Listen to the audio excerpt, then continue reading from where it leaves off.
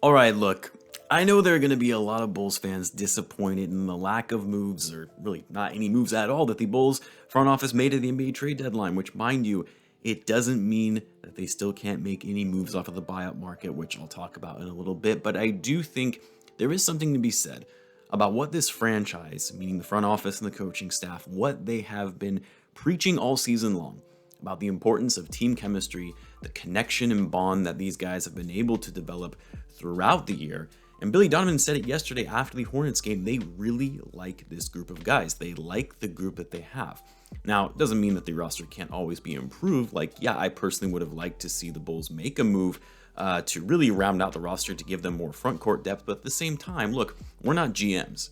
And if the right opportunity doesn't present itself, which the front office said they're not going to make moves where they don't see an opportunity or value, then they're not going to do it. Now, all that being said, though, yes, a lot of Eastern Conference teams, at least on paper anyway, got better after the deadline. The Sixers, although I actually think that they lost that trade for the long term, they got better by adding an elite scorer in James Harden and got rid of a guy who wasn't even playing for them. But yes, I do think the Sixers gave up way too much to get a guy like James Harden, who is 32 years old, by the way, has had issues this year with his overall scoring and efficiency. You give up a young player in Ben Simmons, which, yes, I'm aware has his own issues, but when he's in the right headspace, he's a Defensive Player of the Year candidate and a great playmaker who is now surrounded by superstar offensive players in Kevin Durant and Kyrie Irving, where the focus won't be on his inability to shoot, but rather playmake for those guys and provide them some better defense, which the Nets lack right now. Again, this is all assuming that Ben Simmons, which I believe he will, actually play.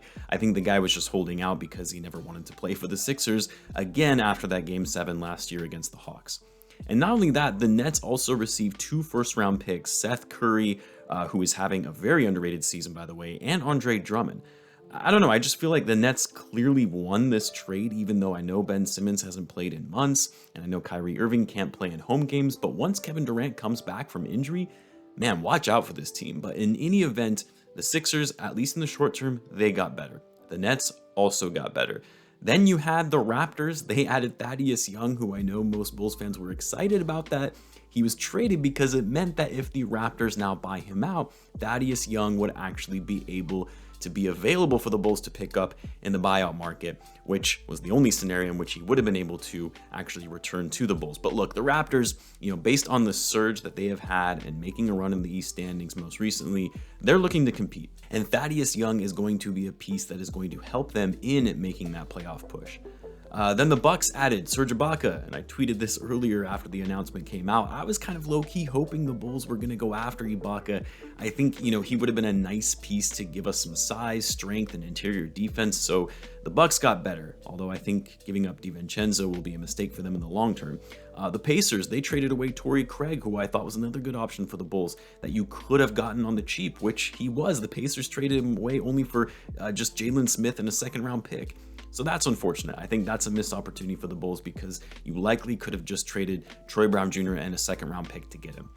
Now, we obviously saw the Cavs making a big move earlier in the week for Karis LeVert, so they got better as well. The Pistons got Marvin Bagley, who I mentioned in a video earlier this week. I was slowly falling out of favor on for the Bulls anyway, but I do still think it would have been an intriguing option for a young player who needed to change his scene, still on his rookie contract, and going to be a restricted free agent. And then, of course, I thought, well, maybe this means Rashawn Holmes will become available to the Bulls to get a deal done. Holmes was actually a guy that I really, really wanted, but of course, nothing transpired there either. Miles Turner remained with the Pacers, which again, I think was an unlikely trade option for the Bulls, given the trade pieces that the Bulls have available to them. The rumors around the Bulls being interested in Jakob Poeltl and Dennis Schroeder, which I kind of called BS on that at the time, but either way, neither of those came to fruition, so that's it. The Bulls didn't make any moves at the trade deadline, which, as I've said, I really don't have any problems with.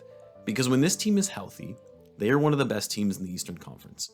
Like, I know I'm a biased Bulls fan, but I really do mean that when I say it because we've seen it. Like, when these guys are fully healthy, in limited time that we have seen them play fully healthy, they've been one of the best teams in the Eastern Conference, which is what enabled them to hold that number 1 spot in the East for a significant period of time. And I think it's important to remember that just because it is the trade deadline doesn't mean you have to make moves just for the sake of making moves. Like, you only do it if it makes sense for your team. And it's not like this Bulls team was in complete desperation to make changes to their roster right now. I know it may seem like it because they're so shorthanded, and so you see gaps as it relates to their depth, their defense, their size, all of that. But the Bulls are not in a position where they must make moves right now, like the Sixers were, in trying to finally get rid of Ben Simmons. Like the Warriors, no moves today. The Suns, small moves. The Jazz, they didn't make a move. The Grizzlies didn't make any moves. Two teams that probably should have made moves in the New York Knicks and the Lakers, neither of them did as well. So I know it seems like everyone around the league, they were making all of these trades and transactions except for the Bulls, but it's actually not true at all. So now we shift to the buyout market, which I had said before, I think always made more sense for the Bulls given their current roster construction. The fact that Patrick Williams is seemingly going to be returning before the end of the season.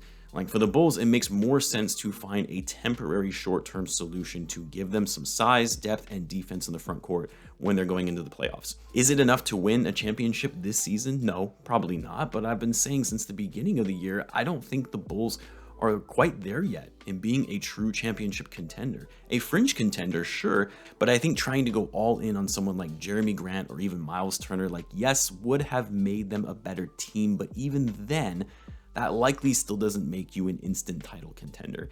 And you likely would have to give up all of your young assets to get one of those guys, including Patrick Williams and Coby White. It's just not worth the risk in my opinion. So anyway, I do think the Bulls are going to be active on the buyout market again. It all depends on which players get bought out.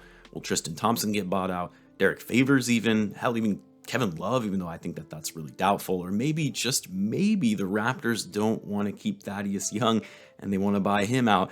I know there was also talk about Goran Dragic being bought out after getting traded by the Raptors to the Spurs in that Thaddeus Young deal, and that the Bulls would be interested in Dragic, which I don't think makes a ton of sense given the Bulls already have enough guards as it is, so I don't really believe these reports, especially since they didn't trade any of their guards. It maybe would make sense if they actually traded anybody, but they didn't.